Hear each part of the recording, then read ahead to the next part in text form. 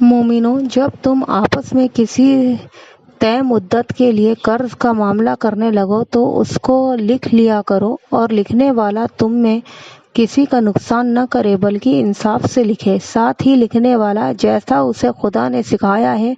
لکھنے سے انکار بھی نہ کرے اور دستاویز لکھ دے،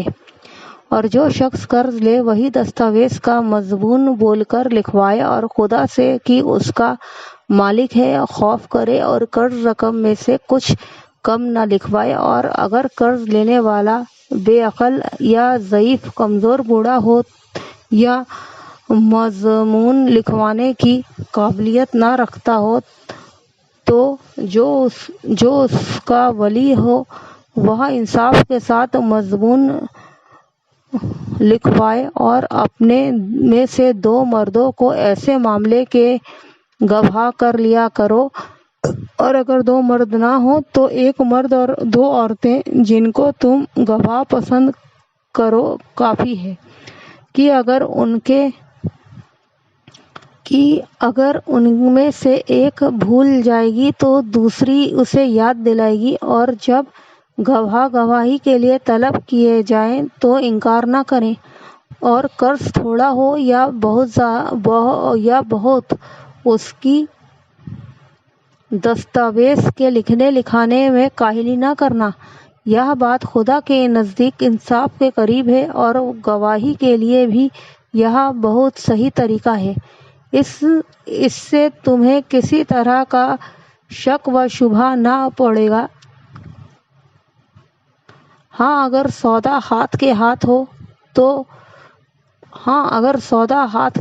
ہو جو تم آپس میں لیتے دیتے ہو، تو اگر ایسے معاملے کی دستاویز نہ لکھو تو تم پر کچھ گناہ نہیں، اور جب خرید و فروخت کیا کرو تو گواہ کر لیا کرو، اور دستاویز کے لکھنے والے اور گواہ معاملے کرنے والوں کا کسی طرح کا نقصان نہ کرے۔ اور اگر تم لوگ ایسا کرو تو یہ تمہارے لیے گناہ کی بات ہے، اور خدا سے ڈرو اور دیکھو کہ وہ تم کو کیسی مفید باتیں سکھاتا ہے، اور خدا ہر چیز کو جانتا ہے۔ اور اگر تم سفر پر ہو اور دستاویز لکھنے والا مل نہ سکے تو کوئی چیز رہن باقبضہ رکھ کر قرض لے لو، اور اگر کوئی کسی کو امین سمجھے یعنی رہن کے بغیر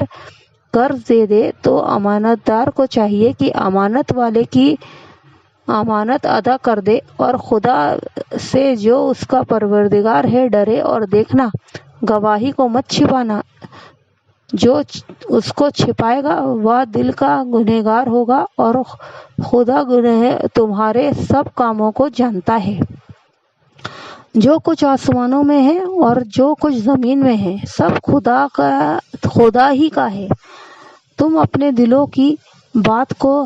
ظاہر کرو گے تو یا چھپاؤ گے تو خدا تم سے اس کا حساب لے گا۔ پھر وہ جسے چاہے مغفرت کرے اور جسے چاہے عذاب دے، اور خدا ہر چیز پر قدرت رکھتا ہے۔ خدا کے رسول اس کتاب پر جو ان کے پروردگار کی طرف سے ان پر نازل ہوئی ایمان رکھتے ہیں، اور مومن بھی سب خدا پر اور اس کے فرشتوں پر اور اس کی کتابوں پر اور اس کے پیغمبروں پر ایمان رکھتے ہیں، اور کہتے ہیں کہ ہم اس کے پیغمبروں سے کسی میں کچھ فرق نہیں کرتے، اور وہ خدا سے عرض کرتے ہیں کہ ہم نے تیرا حکم سنا اور قبول کیا۔